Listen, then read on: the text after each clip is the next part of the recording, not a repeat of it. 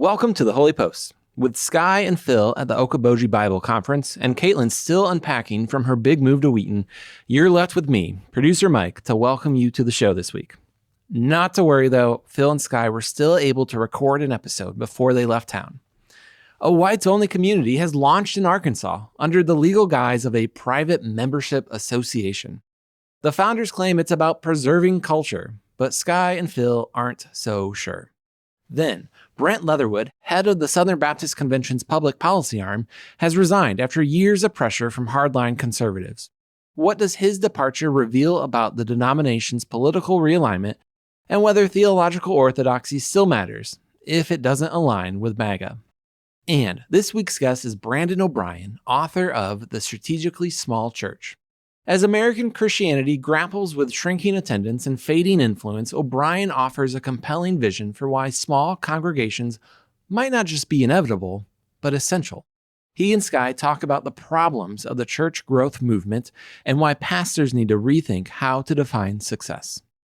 Also, Phil learns way too much about penguin poop. One quick announcement before we start the show, we just released Sky's latest chapter of his new book, The World Born in You. As a reminder, Sky's releasing one chapter a month until December for HOLYPOST Plus subscribers at $10 a month or higher. Now, as someone who has followed Sky for a long time and has read many of his books, let me just tell you, this might be my favorite book of his yet. It has been fascinating to learn more about his relationship with his diverse family, the death of his brother at a young age, and his journey of faith, all while he ties it to the story of Naaman and the lessons the American church needs to hear today.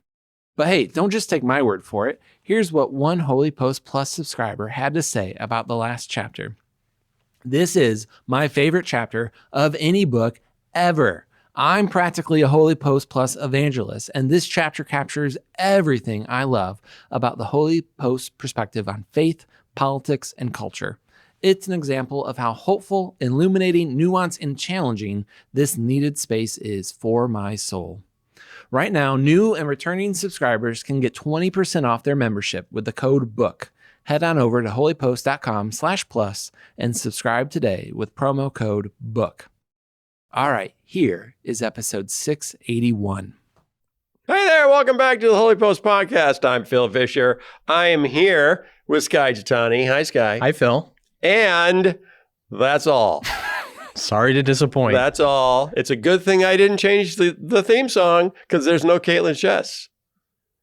She's busy. Because she's moving. Yeah. She's moving today and tomorrow, and she can't be on the show. So we thought, we'll have Esau McCauley on the show. He's unavailable. Mm-hmm. So we thought, we'll have Mike Erie on the show. He's unavailable. So we're doing Phil and Sky for the first time probably in 4 years or so. Has it been that long? Maybe. Just the two of us? Yeah, I bet. The two of us. I don't know how you would search and find out, but it's been a while. It has. It has. Mm-hmm. We used to do this every now and then, and it was enjoyable, pleasantly enjoyable. But we obviously didn't find it enjoyable enough Not to enough make it to keep doing it.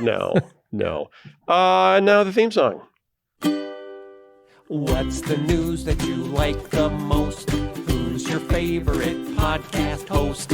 If it's breakfast, get your toast. It's Sky and Phil and the Holy Post. Sky and Phil and the Holy Post. Today's episode is sponsored by Sunday's Food for Dogs. Arf, arf, arf, arf.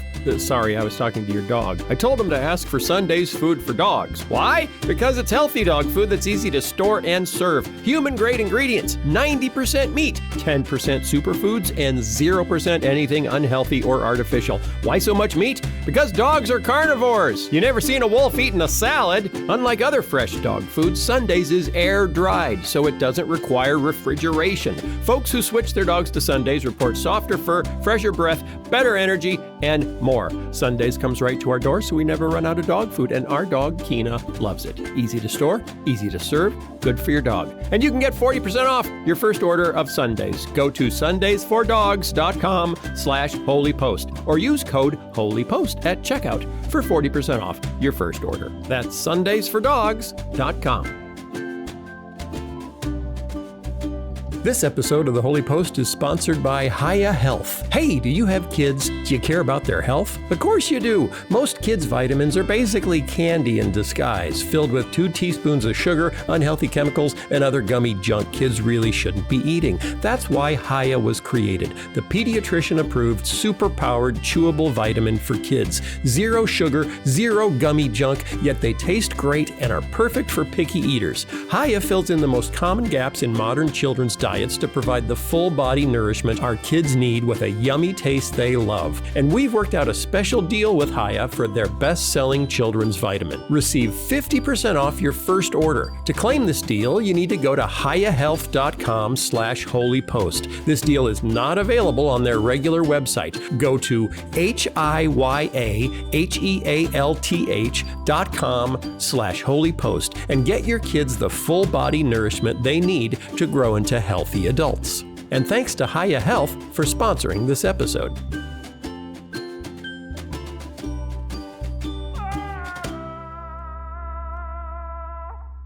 I have a story that I should save for Caitlin, but she will probably owe me something for not saving it for her. Oh. Because it's time for News of the Butt. And now it's time for News of the Butt. That was for Caitlin, because Oh, someone had to. Oh, penguin poop may help preserve the Antarctic climate. Okay. Mm-hmm. Can you guess how? Can you guess how? The climate. How could penguin poop decrease global warming in the Antarctic? I have not seen this article. Mm-hmm, I know. So, okay. Is penguin poop like other bird poop white? And therefore reflects the light the way snow would? So as the snow melts due to global warming, if it's replaced by penguin poop, does it still reflect the light and therefore create less greenhouse effect or more less heat on the ground? And You're directionally accurate, but factually completely wrong. that's pretty much my life. Yeah. Okay, go ahead. Antarctic is pretty much ice. Okay. There isn't anywhere where the ground is popping up in the Antarctic. So poop or no, doesn't make much difference. No, let me tell you, Sky, Tell me, Phil. so that then you will know. So you can add this to your data cloud. Mhm. And then at your next party, when you're mixing drinks for people, you can say, hey, I bet you don't know this one about penguin poop. And then Caitlin, who's probably at the party, will go, oh, Mm-hmm. and then we'll come full circle. New research shows that penguin guano, because scientists don't like to say poop. I thought guano was only bats. I know, so did I, but they call it penguin guano. But I'm going to call it penguin poop. Why not feces? Penguin poop in Antarctica is an important source of Nitrogen. ammonia, Oh. aerosol particles, Wait a minute. ammonia in the air. Aerial poop is a fart. It's not guano. It's not. No, it comes off of the poop that's lying on the ground. It wafts. It's not the gas that comes out of the penguin. Got it. That would propel them pretty well in the water, though. Ammonia aerosol particles that help drive the formation and persistence of low clouds, which cool the climate by reflecting some incoming sunlight back to space. You're telling me that penguin droppings create enough ammonia gas to develop a cloud? It's fun to think about, isn't it? It'd make a great children's book, especially if it was farts, if it was penguin farts. It would. That were keeping the earth from warming up. But cow farts are warming up the earth. So penguin farts could try to offset it. Yeah, it could be like Angry Birds versus the pigs. Yes. It could be the cows versus the penguins. Yes. Here's the deal. The findings reinforce the growing awareness that Earth's intricate web of life plays a significant role in shaping the planetary climate because the ammonia aerosol particles are not actually what produces clouds. The ammonia particles from the penguin poop interact with sulfur-based aerosols from ocean algae to start a chemical chain reaction that forms billions of tiny particles that serve as nuclei for water vapor droplets. Wow. So there's multiple ingredients needed here. So you need the algae, and you need the penguin poop. And the penguin poop accelerates what the algae would do on its own by about 1,000-fold. Whoa. It's a catalyst. It is. Have you ever hung out with penguins, Phil? Yeah, they stink. They really stink. Yeah. Yeah. The little penguin house at Brookfield Zoo. My grandkids don't really want to go in there because it just stinks. We took the kids to a penguin colony in South Africa. Did you? Yeah. Which I just went to the Brookfield Zoo, which is about 45 minutes away. That's what I did for my grandkids. Take our kids to the authentic experience. Yes. Oh, you want to see penguins, kids? Let's you go. want to see dolphins? Yeah. Middle of the Atlantic. Well, South Africa, Cape Town was as close as I've probably gotten to Antarctica. And there's penguin colonies there. Yeah. And everyone thinks, penguins are cute and they waddle and they're, they absolutely reek. Yeah. They are disgusting creatures. No, they smell. They're not. They smell disgusting. Their behavior isn't disgusting. And they are not. And God made them and God loves them. So they're not disgusting. I'm not making a moral judgment. I'm saying they smell. Sounds like a moral judgment. Disgusting is a olfactory judgment. How many breeding pairs of penguins do you think live in on Antarctica? In Antarctica? Breeding pairs like households? Yes. I don't know. It's estimated about 20 million. 20 million pairs. Breeding pairs. So that's 40 million penguins. Yes. That's on a place that's just ice.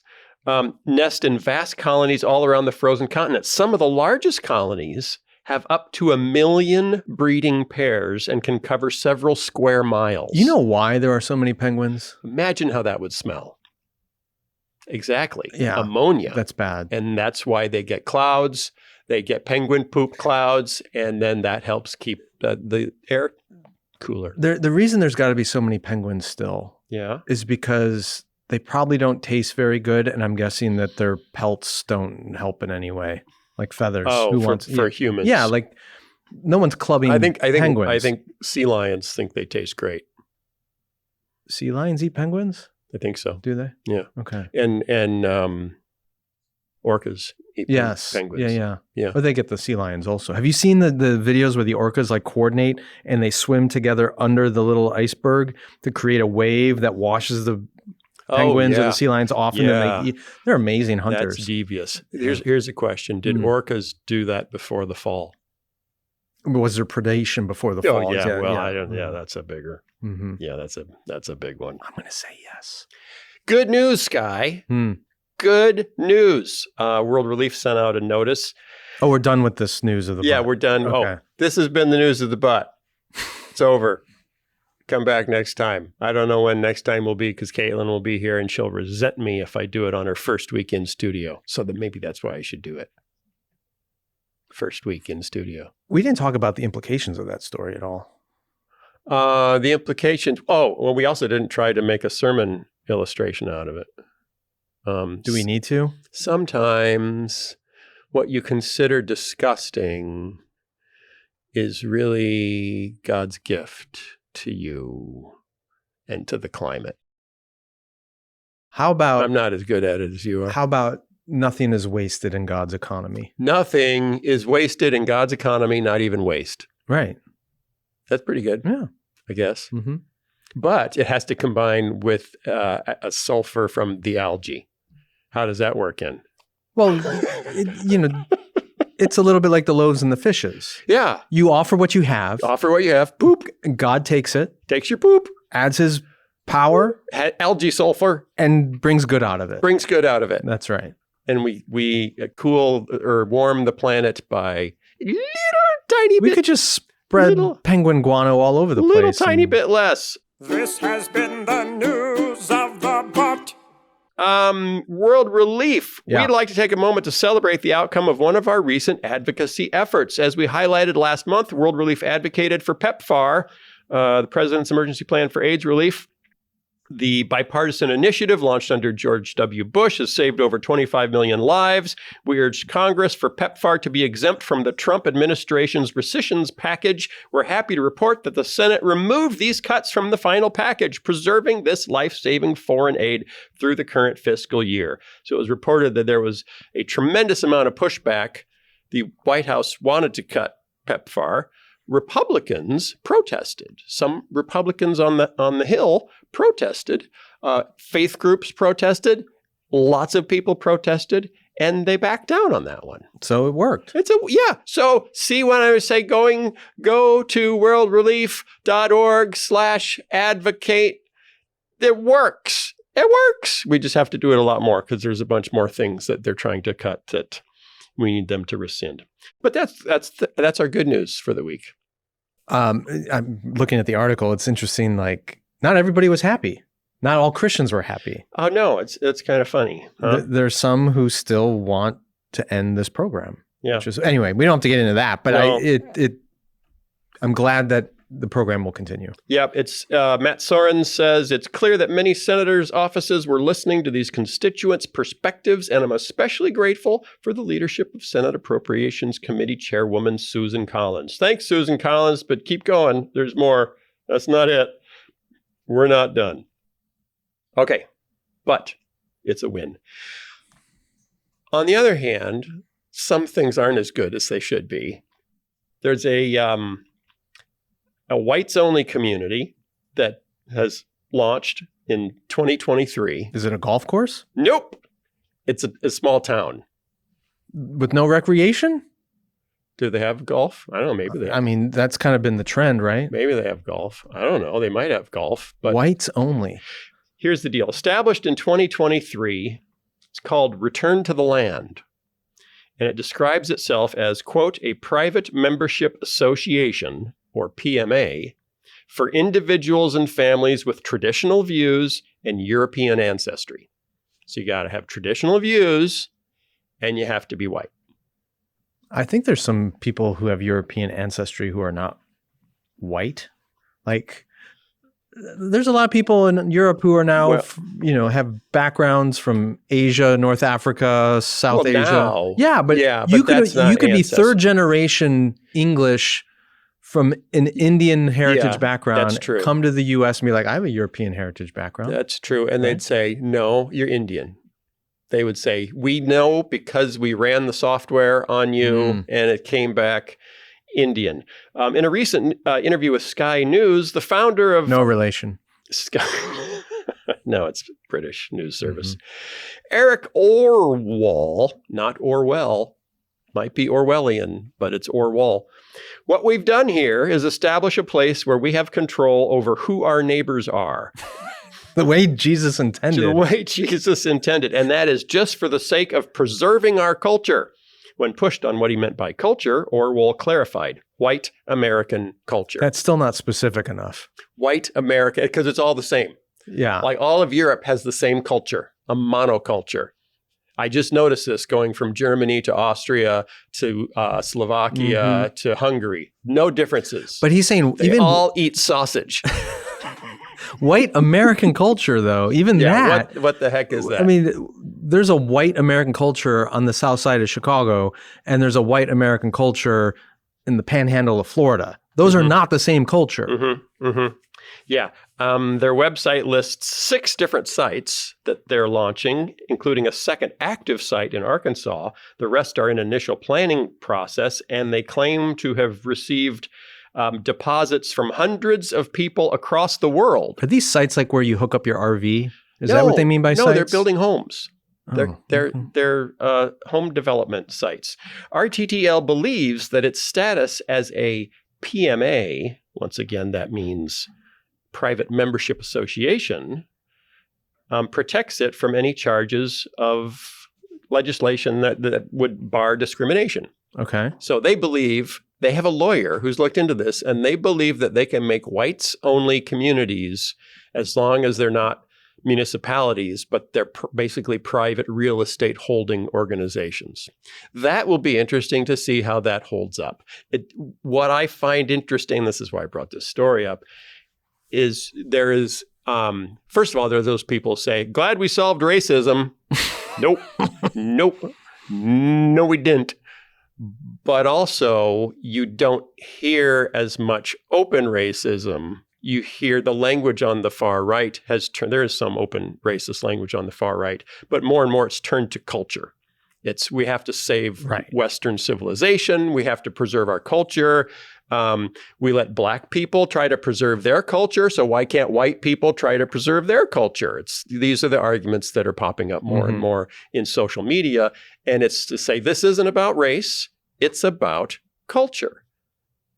So you have to admit that's a pretty good argument that Jesus would probably be okay with this, right, Sky? No. And honestly, we've talked about this before, but I chafe, and I've heard this in very well-meaning Christian communities as well, in diverse Christian communities. I chafe when people use the diversity of cultures and the preservation of that, of minority cultures, and give a biblical spin to it. Let me just take it from my own background. So my father's from India. He's an immigrant from India. There are plenty of South Asians who are Christians, although my family are not. Could you live in this community? Probably not. But my point is, like, if you, let's say there's a group of South Asian Christians here in the U.S. who have the posture of, we want to preserve our South Asian culture because God gave it, whatever they, it's in all the different cultures around the throne in heaven, blah, blah, blah, blah, blah. Okay, which South Asian culture are you trying to preserve? Is it the one from 2025? Is it the one from 1995? Is it the one from 1600? And if you're trying to preserve it, then why are you in the United States and, going to McDonald's? Like this is the part that drives me crazy, because you can use that same logic to argue then you shouldn't allow your children to marry anyone outside of your ethnic or cultural community. Right. That's not Christian.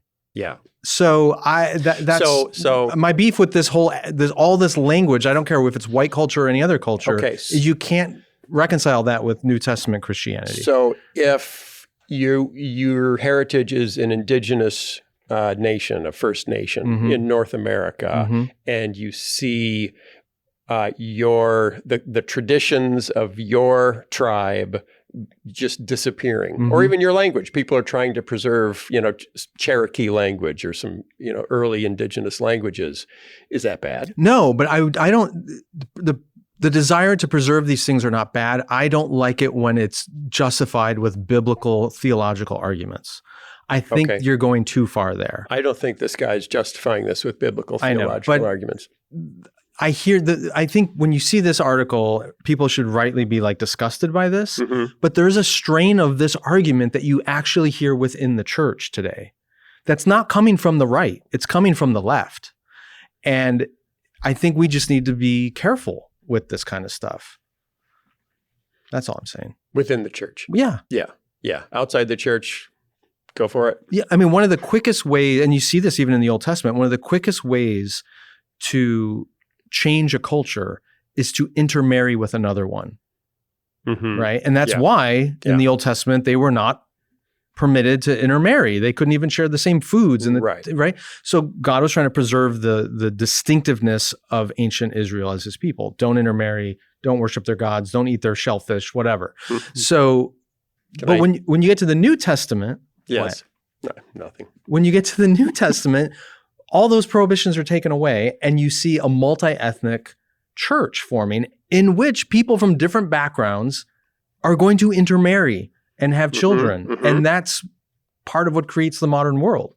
But this impulse to say we need to preserve every distinct culture and do it because it's what God wants us to do. Right. I don't see that argument in the New Testament. Right.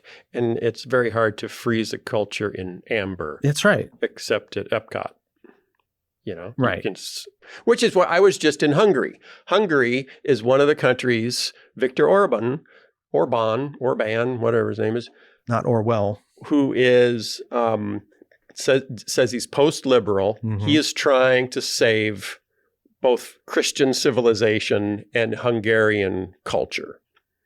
And so one of the things they're doing, if you're in the Castle District in Budapest, they're building new government buildings that look exactly like the buildings they were building 300 years ago. Great. So it's which is something that Donald Trump has promoted. Like, if we're going to build new government buildings, they need to look like old government buildings. They can't be modern architecture. They have to be neoclassical architecture or colonial architecture. And that's we're trying to preserve our culture and our heritage. Okay. So we want buildings that look like this. Well, fine. But how far do you push that Right. retro vision? Ironically, because what happens next is Orban bans gay pride parades. And you can't go to an RTTL community if you're gay. He said when it's brought up that they don't accept gay people in their communities. That's part of white culture. Yeah, we've been gay for thousands of years. We have musical theater. Come on, man. He said they can have their own communities. They already do. And I think that's great for them. You know, the gay towns? Which one is that? The gay towns in Iowa, near the Amish communities. I was just out in Cape Cod, and Yeah. there's Provincetown at the end of Cape Cod. I didn't actually get out that far, but Yeah. that's like What is that? it's known as a very gay friendly Okay. community. Okay. So, but they like, I don't think there's a gate If in you're which you have to saying- prove you're gay before you come in. Yeah, or buy a property. the Castro neighborhood in San Francisco, which right. is one of the epicenters of gay rights movements historically. or North Halstead in you Chicago. can still live there if you're not exactly gay. right. So we're probably not a fan of this. No, But I think there is an emboldenment happening here. Like maybe we can get away with this now because of the mood, the temperature. Maybe the courts will smile on us more. well, they're doing this in Arkansas, so maybe there's less resistance there. I don't know. Several other places. But I obviously don't know the legality of this. They apparently think there's a loophole in the law here that allows them to do this. But I don't know. And like one guy in the article, David, who's a member of Yes. the community, says Remember David? it wouldn't be controversial for any other racial group to do the same thing. Really? Yeah, exactly. Really? So, if this were You know about the Muslim group that attempted to do a large real estate development In Texas. Yeah. Yeah, and it's being blocked by the state. okay. Because they wanted to build a mosque and it would be mostly a Muslim community. And the state of Texas is saying, heck no, you can't do that. Right. So there's an example of someone else trying to do this and it's Their not working. mistake was they didn't form a PMA. That's the key. Is that the key? But is that unique to Arkansas law? I don't think so. But that Muslim one's a good example. Like we've had planned communities in this country for literally the beginning, since Plymouth, right? Mhm. Planned communities where there's a church in the middle and a lot of people who share that church's affiliation building homes around it. Yeah, and at one point in our history, if you were the wrong denomination, you'd get kicked out of the community. Right. But now, with But that First Amendment, religious freedom, all that's can't changed. do that anymore. So why can't you have a community where there's a mosque at the middle? Mm-hmm. And it just so happens that a lot of the homes are purchased by practicing Muslims, Yeah. even though there's no prohibition against a non-Muslim from owning a home In in other that words, community. why can't Muslims get together and do real estate development? Right. That's really what we're... As long as it's not discriminatory. Yeah. That's a good question because Texas doesn't like it. But They don't like it. to these guys, these white supremacist people who if they want to get together and build a bunch of homes and live near one another, Mm-hmm. cool, great. But to say no one else is allowed to, who doesn't meet our, You have standards, that's a little different. To be accepted, you have to do a video interview so they can talk through your ethnicity and your heritage. Just that seems like it might not fly. we should have an attorney tell us would- whether or not this can work. Be interesting to see if that flies. The president of the Ethics and Religious Liberty Commission of the Southern Baptist Convention stepped down last week. His name is Brent Leatherwood. He was the successor. We've talked about this group many It's times. a great action hero name, Brent Leatherwood. Brent Leatherwood. doesn't it? Sounds like Yeah, maybe.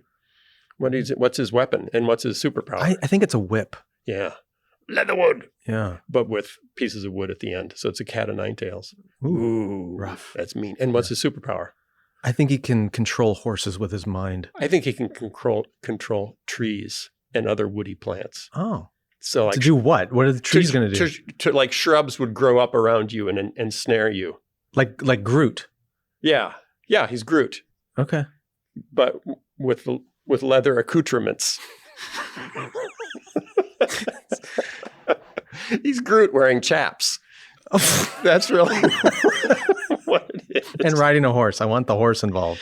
Yeah, so Brent Leatherwood, years ago, the ERLC was formed as the Southern Baptists, basically public policy and lobbying group. Mm-hmm. To have a man in Washington saying, this is important to Southern Baptists. Yeah. And they say, oh, good to know. We'll see what we can do, sir. The first one was Richard Land. Richard Land kind of built the reputation, became a bit of a culture warrior. When he left, Russell Moore took over. Russell Moore was seen as maybe a gentler, more moderate voice. Richard Land could be a bit strident. Yes, but no less dedicated to Southern Baptist beliefs and doctrine. No less theologically conservative. Right. He was featured in like Time magazine as like the new face of the SBC in Washington. And wow, he's, seems like a really bright guy. And so mainstream media was impressed with him, which was probably a bad sign. Not necessarily. It was a different era. It was a different era. And then Trump came along and Russell Moore said, nope, never. Christians cannot support this. Right. And that was the beginning of the end for Russell Moore, as more and more of the SBC, ground folks, people in the pews lined up behind Donald Trump. Russell Moore was more and more seen as someone who no longer fit and eventually resigned. And he's been on the show to talk about this at least a couple times, but it's important to point out Russell didn't change any of his beliefs. He stuck to what the SBC had always believed in and advocated for in Washington, D.C., and he recognized that Donald Trump and his rhetoric and his ideas were significant, and his character were significantly out of step with what the Southern Baptists had always said and believed. And so it's a bit shocking that the Southern Baptists themselves got behind Trump, and then Russell Moore found himself. It was like everyone else in the line stepped backwards, and he was alone out front, and then he got shot in the back of the head, and he's now the editor-in-chief at Christianity Today. He was replaced by Brent Leatherwood, who worked for him, was friends with Russell Moore, and Brent Leatherwood went out of his way to not criticize Trump. He didn't, and to try to focus more, he emphasized pro-life causes and fighting abortion much more. But he also said that Southern Baptists support refugees, and we want to be... Which they always have. They always have, and we want to be kind to immigrants. And as the temperature changed even more in the U.S., he started getting a lot of complaints and pushbacks because he was too far from MAGA. In other words, effectively, the SBC line took another step backwards, and now Brent Leatherwood was stuck out front by himself. So he showed up in Megan Basham's book, Shepherds for Sale, as a wolf in sheep's clothing who was leading the whole SBC astray because he had pro-immigrant sensitivities. How ungodly. Yeah. And William Wolf, who used to attack me all the time online when I was more on Twitter than I am now, started a new group called the Center for Baptist Thought and Leadership or something like that. And the purpose of that group, William Wolf was in the first Trump administration at a low level.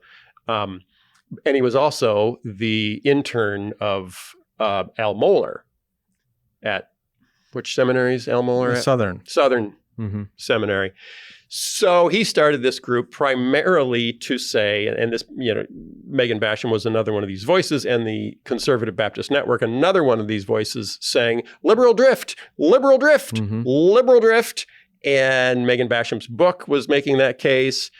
And so Brent Leatherwood for the past 2 or 3 years has been kind of fighting for his job. And there have been more and more people saying, we don't think we even need an ERLC anymore. Let's get rid of it. It went to a vote last year at their national conference, and 43% of the Baptists present voted to disband the ERLC. So they survived it, obviously. They survived it. Barely. But just barely. He last year, when Biden stepped back and said he wouldn't run, stepped out of the race, Brent Leatherwood tweeted that it was a selfless act for him to do that. People hated that.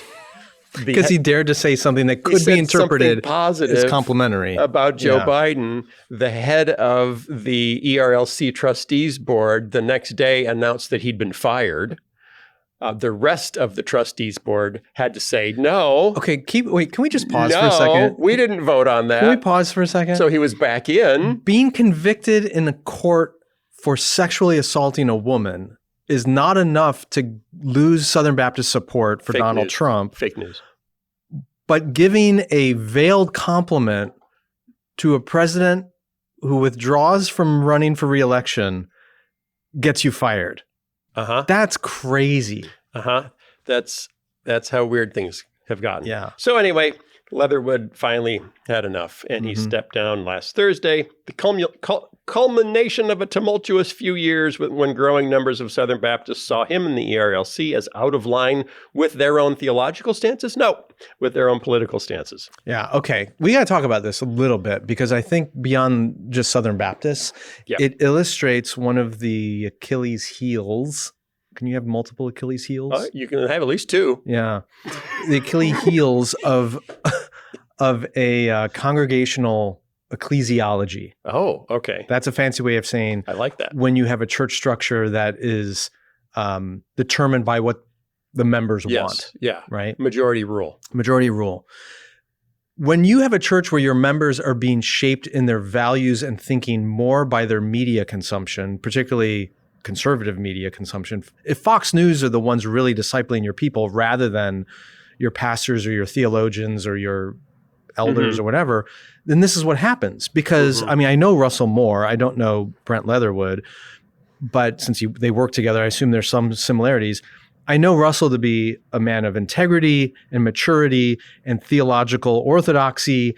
And the fact that wasn't okay for the Southern Baptists because he refused to conform to their political agenda tells you something. Well, and now it's happened to Brent Leatherwood, even though he tried even harder to stay in line. To take the other side's position, the ERLC is their public policy arm in Washington that's supposed to be advocating for their political values. Right, but this is my point, is when you view your leaders as representing the will of the people, which is a very American idea, and the will of the people is not in conformity with Christian orthodoxy or the teachings of Jesus, then you have a problem if you are a Christian denomination. That's my point. That's a good point. So most Christian churches throughout history have not had this kind of model because they've recognized that when you empower the masses to be in control, they're not mature enough very often unless you have a really, really robust system of discipleship and formation. Right. But if you don't, then you're left with a vast church that's filled with hopefully immature Christians. Maybe they're not believers at all, but at the very best, immature Christians who are calling the shots then on what your public advocacy is going to be for the whole country? It's the same thing where pastors will say something about immigrants and people will come up and say, but that's the liberal position. You can't take that position. And we've so confused our politics with our theology that now if you... So what Brent Leatherwood tried to do was emphasize more the areas where Baptist theology overlapped with current Republican orthodoxy. But it wasn't enough. Yeah. And one of the reasons it wasn't enough is because of people like Megan and some others that dug up things like, they got a grant from this more progressive foundation when they wanted to do an event honoring Martin Luther King. So that was probably woke, and they were probably compromised by that grant because no Christian organization would take grant money from a progressive organization but without compromise. The details are fascinating here, but the broader trend is it's the whims of the people that are determining the policies and principled positions of the leaders. That's backwards.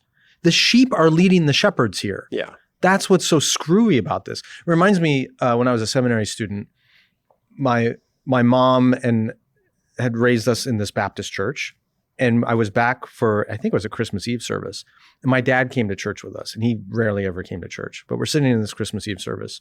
At the end of the service, My dad turns to me and he says, he points up to the pulpit and he goes, "How do you know anything that guy just told you is true?" And I was like, "Well, I'm in seminary. I know the Bible pretty well." And he goes, No, you don't understand my question. He said, "All these people sitting here tonight, they hired that guy, right?" And I said, "Yeah."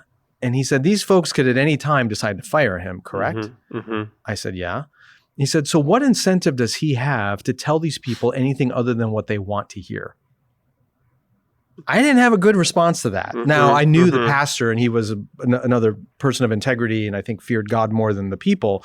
But that's the dilemma that the SBC is facing now is I think a Brent Leatherwood or a Russell Moore, and there's other leaders I'm sure in the SBC, are trying to do what they genuinely believe God is calling them to do, and their own Baptist convictions lead them to do. But the people are in charge, and the people want what they want. And that's the problem with this polity, is it creates a situation in which the shepherds are beholden to the sheep.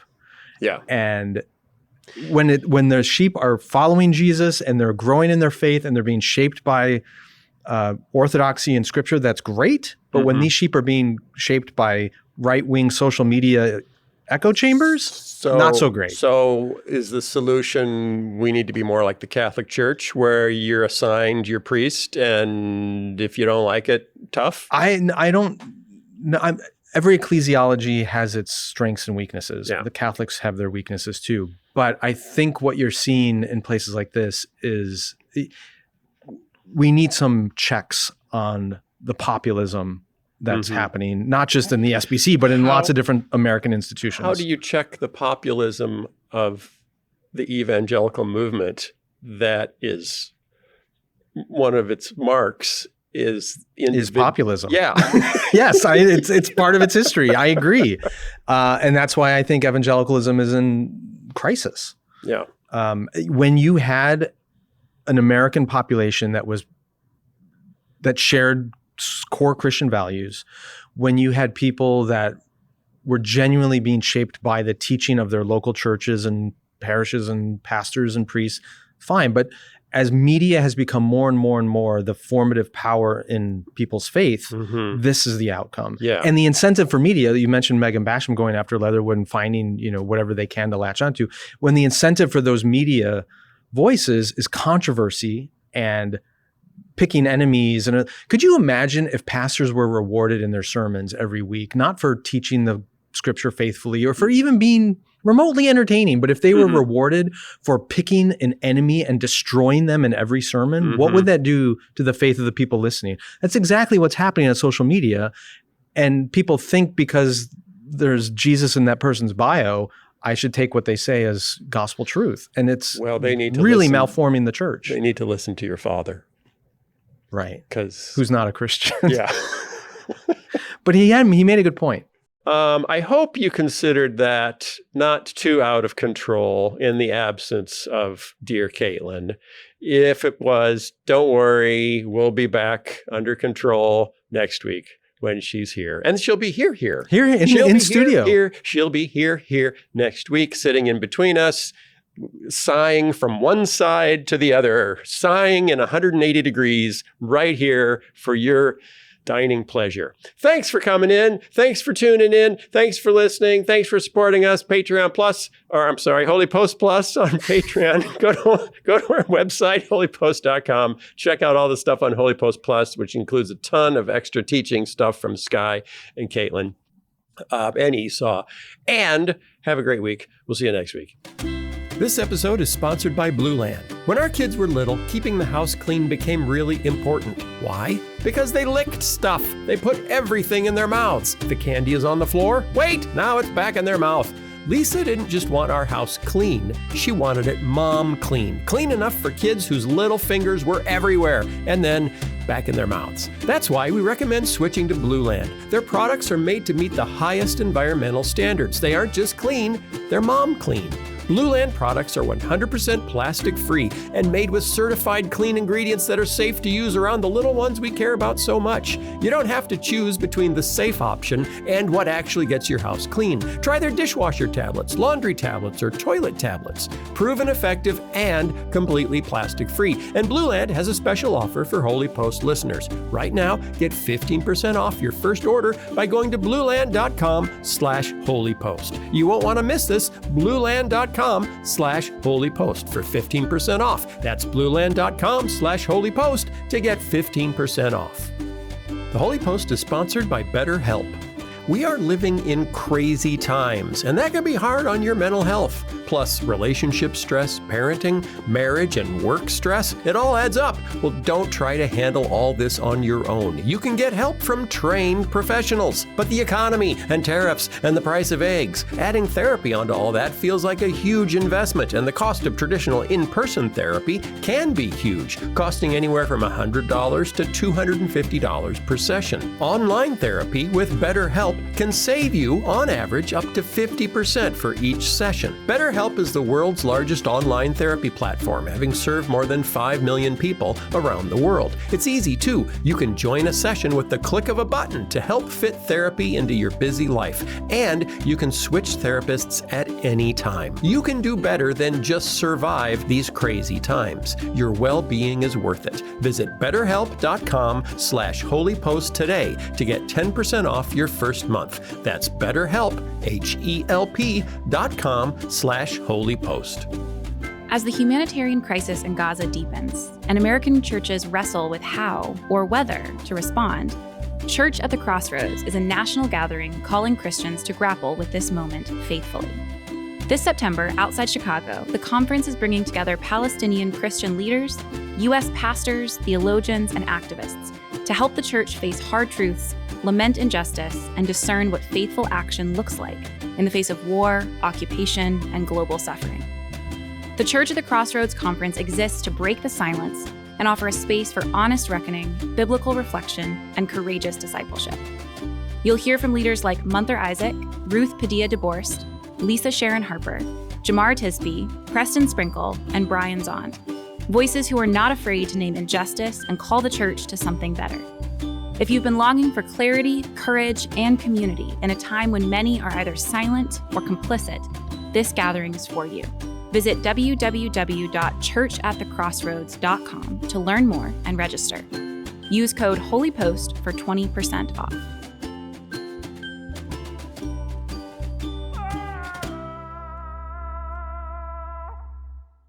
Brandon O'Brien, welcome back to the Holy Post. Thank you. What a treat to be here. Yeah, for those who don't know, I don't know why they would. You and I go way back. We worked together at Leadership Journal at CT. And your book, The Strategically Small Church, I remember when this first came out. Yeah.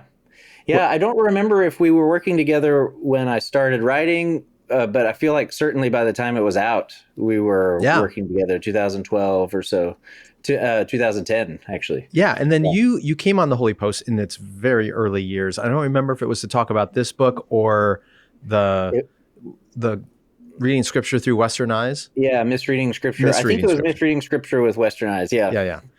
But I was a little surprised when this came across my desk because this book's been out for 15 years. And can I just say to you up front, and I think I told you this at the time in 2010 when the book first came out, the original cover was terrible. Horrendous. It was awful. I totally agree. I feel bad because it's such a good book, and the cover. I know you're not supposed to judge a book by its cover, but it's where so I see the new updated version. Yep. Thank God they fixed the cover. Like it's so much better. Yes, much better. It was worth revising and expanding just for the cover. Okay, so tell me why. I mean, we'll get into obviously the content in a second, but why an updated version of the book? Yeah, I think, I thought about it a little bit, a lot of the cultural references and things in the first edition. As you know, when you write something, it feels very, very cutting edge. And then 15 years later, you sound like an old person because all of your references are to TV shows that don't exist anymore or like whatever. 15 months later. Yeah. So I felt like it needed an update in that regard, but I also just started getting a higher volume of requests and interactions from denominations to speak to their small church committee or to something. And, I've done a lot of speaking related to the book, but in the last 3 or 4 years that hadn't been the case. And then suddenly in the last maybe 18 months, 2 years, there's just been a lot of activity. And I think post COVID, there are more small churches and more pastors and denominations seem willing to admit that that's normal and it's probably not going to change. And I think that so they're kind of accepting of the realities. And so it seemed to me like maybe the time was right. Acceptance is one of the critical stages of grief, right? So, yes. I think there are a lot of church leaders, denominations, whatever, who are grieving the fact that their mega church aspirations are not going to happen. And they're finally getting to the place of acceptance. And now they're wondering, all right, if we're going to have small churches, how do we make them healthy? And, as you put it, strategic. Yes. So when you and I were at Leadership Journal together, we traveled quite a bit. We interviewed people around the country. Yeah. And one of the themes that came up clearly, and you bring this up in the book, is that even when you met leaders of small, medium-sized churches, they all wanted to be big churches. Yeah. They wanted to grow, obviously, but not just grow. They wanted to reach mega status. And therefore, they started employing the values, the strategies, the systems, all the models that the mega churches taught them. And that's kind of the marketplace we were in. Like if you were a small church pastor, you weren't on the stage of a ministry conference. That's right. Right. It was all the mega church folks. And so their ideas got adopted and perpetuated throughout the system. Do you see that as different 15 years later? Is there more of an appetite for medium or smaller size congregations? And are those leaders getting any attention? Yeah, that's a good question. So I do think that maybe in the last 15 years, the conversation about micro church, house church, missional community, or mission, fresh expressions, those kinds of things they were a little more marginal maybe 15 years ago and feel a little more mainstream now. And so I do think that has brought a lot of kind of visibility to a group of people who have always been supportive of the idea that a small church that's very focused on a very particular group of people for missional reasons can be highly effective and innovative and all that. I think of Neil Cole and Alan Hirsch and some others that we met, years ago, who I think were kind of voices in the wilderness 15 years ago. And now they seem to be cropping up in some of the more mainstream circles. And so I think that there has been a shift to say maybe there are different strategies are necessary. I also think I can't prove this. There's no research so far as I know, but I also think that there's just been a lot of disillusion in the last 15 years with extremely large churches, but also organizations in general. And I think that maybe I'm projecting on the population, but I think there's a sense that size and money allows you to cover a lot of misbehavior. Right. And even if the activities that are going on at a smaller church feel less professional or whatever, at the very least, what you see is what you get. And there's something attractive, I think, increasingly for certain people about being in a place that doesn't feel slick and shiny and professional. It feels authentic. And I think maybe, I'm speaking for myself, I'm sort of a little tired of scale. I like to be in a room where I at least know who's new, because I can tell, that last week, I didn't see you here. And I do think that there seems to be some broader interest in kind of existing at a more human relational scale in church. Yeah, I feel that too. And authenticity is a theme that comes up a lot in your book. But okay, here, going back to your idea that a lot of people are getting tired of institutions, especially big ones, and the corruption that seems to go along with them. And my goodness, the scandals that we've all seen from ministries and churches, especially the big ones. And it makes a lot of people assume, and I've had too many of these conversations, that if something is big, there must be corruption going on. Yeah. And therefore, to avoid that, We just need smaller things. Yep. And unfortunately, that's a bit naive because it assumes if something's small, it must automatically not be corrupt, or it must be healthy, or must not be toxic in any way. Yeah. And for this reason, I appreciate your book and even your title of your book, because you don't just talk about small churches. You're talking about like healthy and strategically, intentionally small churches. Right. So you're not just saying small is inherently good or better. It's it's the way you are small. That's right. Yeah. So explain that. Yeah. No, I think you're onto something that maybe a way to summarize the rambling I did a minute ago is that I do think in the last 15 years, there's been a shift from if something is large, that's because it's healthy and it's working, to if something is large, that's because it's doing something it shouldn't and it's gobbling up resources. Right. It's corrupt or whatever. There's like a general cultural shift. I think that I do hear some people in small churches, look around at the three other people in worship and say, well, we're this way because we are doing everything right. And we are the very small number of really faithful people who are actually preaching the gospel. And I think, or you're really ornery. And the reason you're small is that nobody you're not a wants to martyr church. Right, exactly. You're just a curmudgeonly Exactly. church. So I've definitely been in dysfunctional small churches and I've been in unhealthy large churches. And I think, Carl Vadders wrote a book recently called Desizing the Church, I can't remember if I'm getting the title exactly right, but his point, which I adopt, is that size just shouldn't be a metric that we use for health. So it can be large and healthy. It can be small and healthy. It can be medium size and healthy. But if we just automatically equate ongoing perpetual growth is good and it's a sign of health, or, kind of flatlined growth, a church is 100 forever or 30 forever, that's necessarily bad. We just have to get out of thinking of size as a metric for measuring the success or health of a church. And what I tried to do in here is kind of shift to the language of churches are about worship, formation, and mission.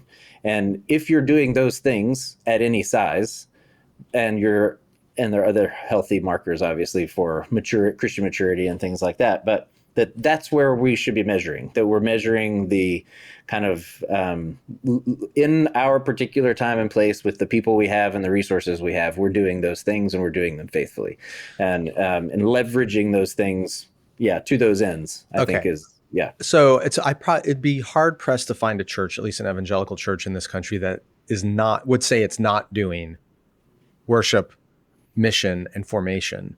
Yeah. But it's the way they assess whether they're doing them well or doing them faithfully that is different. So what are the different metrics that you advocate for in the book for determining whether those things are being done well versus the ones that we tend to inherit from our culture and corporate values and things like that? Right. Yeah. Great question. So I think with things like worship, one metric for success is, butts and seats. So just how many people are there, and then what's the quality of the performance of the music or the performance of the preaching. And I think in different ways, in different chapters, one of the things I want to suggest is that a better metric for the faithfulness and effectiveness of worship is participation. So are children able to engage in your worship? Are people who have sensory integration issues able to make it through the drum set, or do they have to stand in the lobby until, the music's over? Is it a hospitable space for people who are not yet Christians? Can they come in and access the words that you're saying and understand the message you're sharing? And are people participating in worship as in whether that's liturgy, so someone's up front doing a reading or leading somebody in a responsive prayer, or just able to sing in their seat and participate in the worship in that way? Been in a lot of large churches where the band is singing very loudly and you look around and nobody else is really, they're just kind of watching. And so I think the level of participation rather than just being present is kind of an important factor across a number of domains there. Okay. I mean, obviously I 100% agree with you. And yet I've been in church world long enough, and I've been on boards long enough and seen behind the curtain long enough to know that those metrics of faithfulness are fine. Yeah. But at the end of the day, you have a budget. Yeah. And you've got staff, and that it tends to be defined by butts and seats and money in the plate.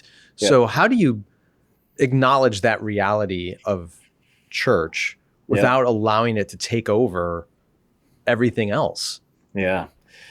I think that's a tough question. And it's tough because churches are small for different reasons and in different stages. So I think what you're describing, you've already got a budget, you've already got a staff. So attendance matters and giving matters.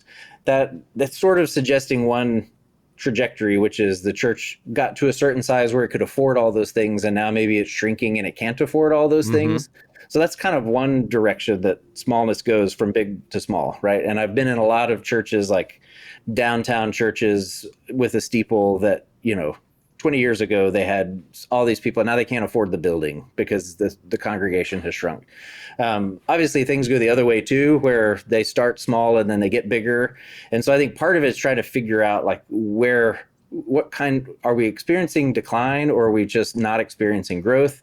Because if you don't have people who depend on a paycheck, then you have a sort of maybe a moral pressure to get bigger, but you don't actually have to feed your staff, right? Like if you have a small staff and a small budget, it's fine. It's really when you're in that sort of place of decline, that I think that becomes a really difficult question. And I think a lot of churches are there. Right. And I don't know that I have an easy answer for how you make those choices, but I do think it's helpful to figure out, like, if, let's say, we increased attendance by 10%, if we didn't also increase, like, missional engagement or participation in worship, or formation, like the people aren't also engaged in discipleship and volunteering in various ministries, is that a victory?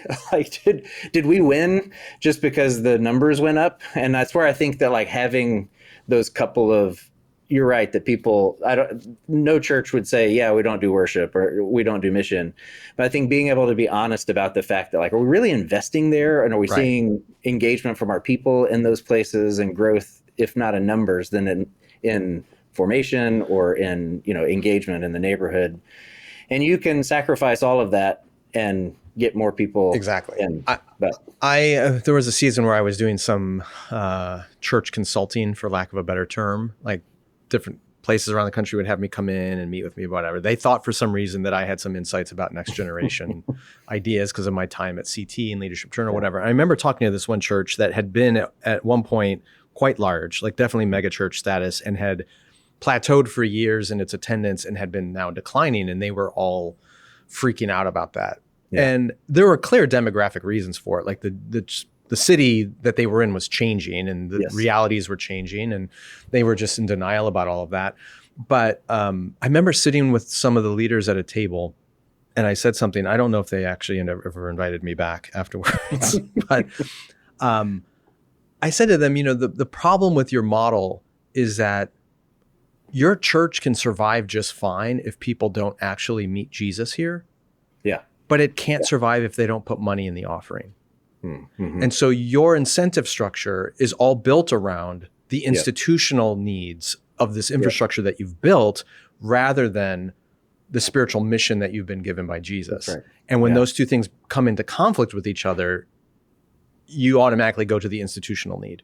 Right. And so to your point, if a church is kind of going on the up escalator or the down escalator, depends on what's going on, but it's a lot harder to deal with structures once they're in place. Yes. Right. So if you're on the up escalator, if you're just beginning a church and maybe you're experiencing some growth, the temptation is, let's build more infrastructure. Let's hire more people. Let's get more buildings.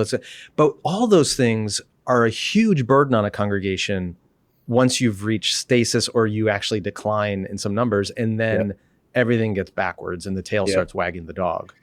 Yeah. And one way I see people addressing that from the up escalator trajectory is, I used to hear a lot in church growth material or conferences that healthy things grow. Right. And I think, so do tumors. Yeah, exactly.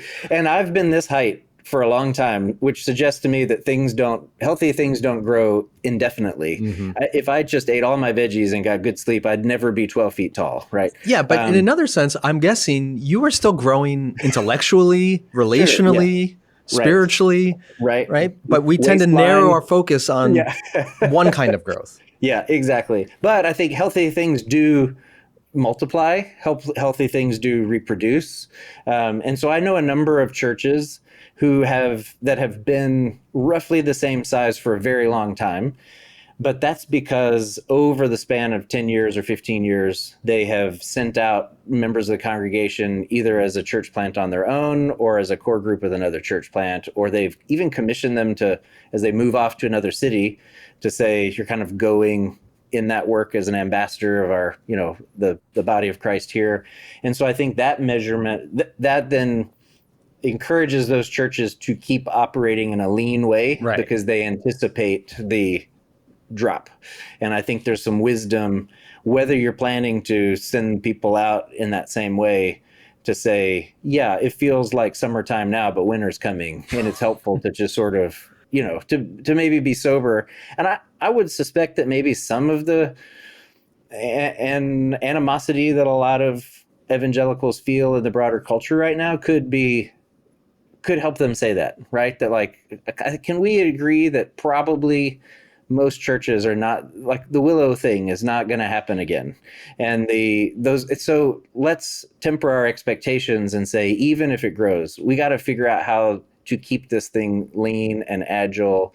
And if it's large numerically, you could still operate in a kind of strategically small kind of way, I think. I know you don't get into this a lot in the book, but it feels to me like in order to have the sort of values you're describing, to be intentionally strategic in the size of your church and not just want to constantly grow, it takes a rather emotionally and spiritually healthy set of leaders to do that. Yeah. It's the deeply insecure pastor who's just insatiable in their need to have a bigger and bigger audience, to grow more and more and more. And that leader often will be quite abusive in viewing the people under their care as just HR, right? They're human resources through which the mission advances, but he doesn't actually care for or love those actual people. So the prerequisite for this all seems like a mature, healthy leader. So are there things about the way you've seen church done that you think is more likely to produce those kinds of healthy leaders? And what have you seen? I know you've been a part of a lot of different kinds of churches. Yeah. What are the systems that you think just are rotten and create an environment for toxic leadership? It's a really good question. I do think there's I'm spitballing here. I do think that in a lot of very large ministries, one way that people talk about formation or development of leaders is to say that, kind of quoting Jesus, that if you're faithful with a few things, you'll be given a lot of things. And so they say, lead a small group, lead the youth group. You're kind of moving up in scale from smaller communities in your care to larger ones. And I think that while on the one hand, I appreciate there's a wisdom there for sure, but I think that can translate into saying, there are plenty of pastors who have used small churches as a stepping stone to pastoring a larger church. Right. I've noticed it's very uncommon for somebody to be called from a large church to a small church, but it's very common for someone in a small church to be called to a large church. And so I do think that there's a sort of system of formation that says this small church is a good place for you to make mistakes because there's not a lot to risk. It's a small number of people before you get on the big stage. And so that whole, it's like a what's the word I'm looking for? Like a minor league system of church, and that small churches are the minor leagues, and the big churches are the big leagues. And you go make your mistakes and learn your swing and get your reps in the small churches, because it doesn't really matter. Yeah. And I think that's a pretty pervasive framework in a lot of seminary training and a lot of material out there. I don't know that, and I think that in large churches that have that kind of like bring people up through the system from the grassroots, kind of repeat that that language internally. And so I think that's a really unhealthy thing. I know a number of, I don't know how you would replicate this, to be honest, on purpose, but a lot of people who I know who are really faithful and deeply committed pastors of small churches, and who feel settled in that identity, right? So they're not anxious about being pastors of small. Some of them a lot of them have missionary background. So I think that often what motivates missionaries is people, not institution. So I think there is a sense in which a missionary who has 3 people having dinner in their house, like that's a victory, right? And so I think there's a frame there of saying people first, not platform building, Right. not, that kind of building. I also think people who are committed to a really particular place is another factor I see in people who are really kind of dedicated and passionate pastors of small churches. And what I mean by that is, like, we both live in Chicagoland. If there's a large church in Chicagoland, the people might commute from suburbs, from downtown, from various places. And so the people you're reaching are a sort of slice in the population that transcends a place. So it's whoever can get to the interstate and get to your church, and they're all kind of alike. Mm-hmm. But if you're pastoring in a small town, just outside the western suburbs, or you're pastoring in a neighborhood in the city, the commitment to that handful of blocks or to that small population means you're thinking specifically about them, and not just what do people like, or how do we reach people in a generic sense. But there's like a focus on saying these particular people right now across the street or down the street, how do we, what do they need from us? Right. There's a particularity to the ministry. And I think that particularity is unusual, but when you find that passion in somebody, I find people get just really excited. Then they know about this, they know about the local history, and they know who the principal is, and they know who, like, they're so invested in the town, or in the neighborhood, and the neighborhood can feel that, right? Yeah. So I think there's something. So I think there's almost that's a bit of a missionary contextualizing or church planting kind of impulse, but it can be done in any kind of church. Yeah, I mean, there's a paradox that you see even in a missionary like the Apostle Paul, where on the one hand, he expresses in many places a deep sort of fatherly concern for the churches and the people that he has brought to faith, and his care for them and love for them and wanting to see them mature. On the other hand, you see Paul say things like, I don't care what you think about me. I don't even judge myself anymore. He has this sort of holy detachment from the outcomes. Yeah. And that's a rare quality in anyone, let alone a church leader, who can at the same time care for the flock, care for their particular community, but be secure enough in their own identity that their well-being is in some way detached from the so-called success of their ministry. Yeah. And that's what's crazy to me, is some of the most insecure people are often the most effective large church pastors, because that very insecurity is what drives them to build a huge ministry. I'm not saying that's true of every large church, but insecurity can be an asset in building these big ministries when it's exactly the opposite quality you want in a healthy leader. Yeah. Yeah. And, as we're talking about this, I can't help but think that I've been in some denominational spaces, or at somebody's regional convention or national convention to speak. And I often find that the pastors at the local church level, I find a lot of contentment with the congregation. I find a lot of anxiety at the denominational level. So it's not so much the local pastor in every case, but there's somebody above the local pastor who's reminding them always that you're not quite there and you haven't quite done it, and we'd like to see more numbers, and we'd like to see, they're asking for annual reports and whatever. I can't say that this is true across the board, of course, but I encounter a lot of denominational leaders wringing their hands, and a lot of pastors of small churches saying, yeah, God's doing really cool stuff here. And so I think there is, the closer you are to the ground and the more settled you are kind of in your calling and identity, the more you can celebrate what looks like small harvests. Right. But I think as you're more responsible for a system or a denomination or a budget or whatever, those things inevitably become major concerns. Yeah, in what you're doing. Let's talk about one more area, theme of your book before I let you go, and that's nimbleness. So we are 5 years removed from COVID at this point. Depending on where you were located during the pandemic, like large churches really got hammered.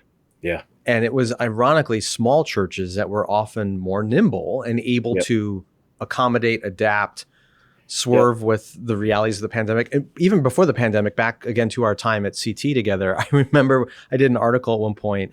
There was a year where Christmas Day was falling on a Sunday, which is not abnormal. It happens, I think, every 7 years, right? Christmas Day falls on a Sunday. I think so. And we were contacting churches around the country to hear, like, what are you doing to accommodate for this reality? And the theme quickly presented itself that small churches were opening and mega churches were not. Yeah. And when you drill down into why the mega churches were not opening on that Christmas Sunday morning, it's because they couldn't get enough volunteers to handle just a regular parking attendants, children's workers, you couldn't get enough. And two, in colder climates, just the heating bill to turn on the heat in all the rooms of the church was going to be more expensive than the likely offering given on a Christmas morning Sunday because there won't be enough people there. So there was a case where being big actually prevented them from doing something as simple as opening on a Sunday that was inconvenient. So pandemic kind of brought that to a whole different level. Talk about why nimbleness is more valuable today than it was in the 90s or early 2000s when everyone was so eager to just be a huge Goliath of a ministry. Yeah, man. Yeah, the pandemic, we were living in Manhattan and our reality changed really quickly. And you're exactly right. A lot of small churches were able to just say, we'll meet in the park. We'll set up on the sidewalk. We'll give everybody 6 feet of space and you can do that. I also noticed, which I think is worth mentioning, that actually it was Alan Hirsch, I think, who pointed this out, that the churches who did well were the ones that already had really deep community connections where, like, if you have churches that have a really great, whether it's small groups or not, or like good deacon connections, as soon as the big machine stops, people still have those deep connections. Yeah. But if you have this kind of vast network of people who aren't interconnected, as soon as the services end, that's your only point of contact. Those people just fall away. And it's not always smaller churches, but it's often smaller churches that have that deep sense of connectivity to one another, so that when something like the service goes out or we can't meet in public, you're not losing the only point of connection that you have. You're losing one of several points of connection. And I think that's a valuable sort of thing. And obviously we're not anticipating another pandemic, hopefully, but unforeseen circumstances do arise that are challenges. And we think, the reason I call them Goliath ministries is Goliath looked like an imposing, impossible enemy to defeat. And yet one small stone to the skull and he was toast. And you see this over and over and over again with these mega ministries, whether it's a scandal by a senior pastor or COVID or whatever, like one small thing hits it and it's decimated because they're ultimately very fragile. The nimbleness of smaller systems are resilient and adaptable and, can swerve. Yeah, you can make quicker changes. I think there's the book Range, Epstein, I think is his name. Not that Epstein, but a different Epstein. And he talks about the difference between like wicked world problems and like kind world problems. And the kind problem is where all of the variables that you can anticipate, or you can anticipate all the variables from the beginning, and the circumstances aren't going to change a whole lot. And I think that maybe the 1980s and 90s was a sort of kind environment for church growth. It's like the culture was at a certain place. People kind of knew what to do to attract a crowd, etc. And I think that we are living increasingly in kind of the wicked environment. And I don't mean that morally. I just mean the fact that like things change overnight. Populations who are like for this group one day or against that group the next day with things like migration and polarization, things change fast. And if your entire success depends on a couple of like flagship programs that require a lot of resources or whatever, then as soon as those things don't work anymore, it's like trying to turn the Titanic. Like, it just takes forever to move a big ship. And I think smaller places can say, this thing changed on Friday. On Sunday morning, we're going to do something different. Yeah. And I think that in the environment that we live in, I agree. I don't anticipate another pandemic, although I wouldn't rule it out. But I do anticipate something soon, creating massive national population division and people being angry, or there being a natural disaster, or there being something. And I think the more mobile more churches can be to just respond immediately, because they don't have everything invested in massive resources, I think the better for them, but also for the nation. Absolutely. All right. We got to wrap it up. But Brandon, congratulations on the re-release and expanded edition of The Strategically Small Church. The subtitle, this is a different subtitle, isn't it? No, but I think it's the same one. Same, intimate, nimble, authentic, and effective. Yeah. It's just it's like you in a nutshell, right? Thanks. Anyway, I'm grateful for the success of the book. For those of you who are in church leadership roles, I can't recommend it enough. I read it when it came out. I skimmed the new version to see what was changed. And it's still probably more relevant today than it was in 2010. So I'm glad to have you back on the show. And you guys can pick it up from Baker Academic. Awesome. Thank you. The Holy Post podcast is a production of Holy Post Media, produced by Mike Strelo, editing by Seth Gorvet. Help us create more thoughtful Christian media by subscribing to Holy Post Plus at holypost.com/plus. Also, be sure to leave a review on Apple Podcasts so more people can discover thoughtful Christian commentary, plus ukulele and occasional butt news. Visit holypost.com for show notes, news stories, Holy Post merchandise, and much, much more.